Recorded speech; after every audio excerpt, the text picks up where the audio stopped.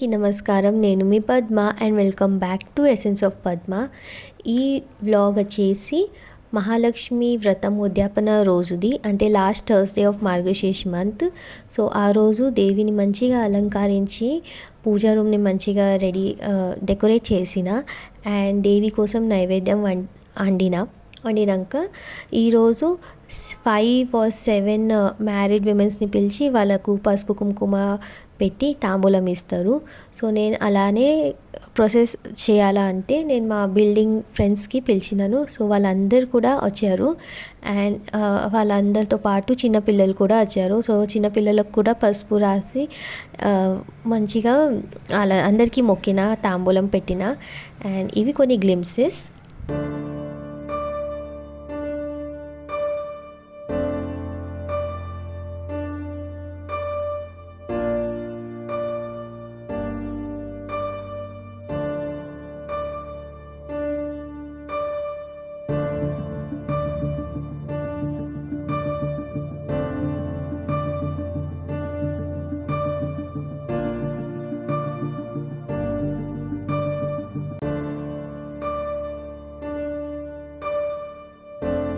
వచ్చిన పిల్లలకు ఇంకా లేడీస్కి ఫుడ్ పెట్టాలి. సో ఫుడ్ మొత్తం అయితే అంత క్వాంటిటీలో ప్రిపేర్ చేయలేను. దట్స్ వై నేను పులిహోర చేస్తాను అనుకున్నాను.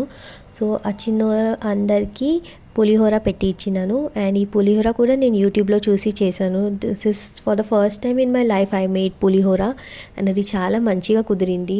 చాలా భయంగా ఉండే బికాస్ ఆఫ్ మనం టేస్టింగ్ చేయలేం అందుకోసం.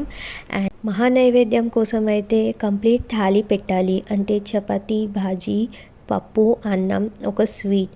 సో దానికోసం నేను షీరా ప్రిపేర్ చేశాను. షీరా, క్యాప్సికమ్ కర్రీ, పప్పు, వైట్ రైస్, పులిహోర కూడా చేసినాక కొంచెం పక్కకు పెట్టినాను దేవునికి పెడతా అని. సో ఇది పులిహోర.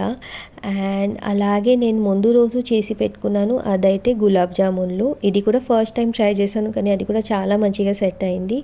అండ్ లాస్ట్ కంటే ఎంటర్టైన్మెంట్ కోసం మా వేదు పాప ఇంకా యోగ్న వాళ్ళిద్దరు మంచిగా పాటలు పెట్టుకొని డాన్స్ చేస్తున్నారు అండ్ మేము వాళ్ళని చూసుకుంటే ఎంజాయ్ చేసినాం. వీడియో ఎలా అనిపించింది కమెంట్ చేయండి, నా ఛానల్కి సబ్స్క్రైబ్ చేయండి. And thank you for watching. Do not forget to subscribe to my channel, like, comment and share my videos to all your family and friends. Okay, bye.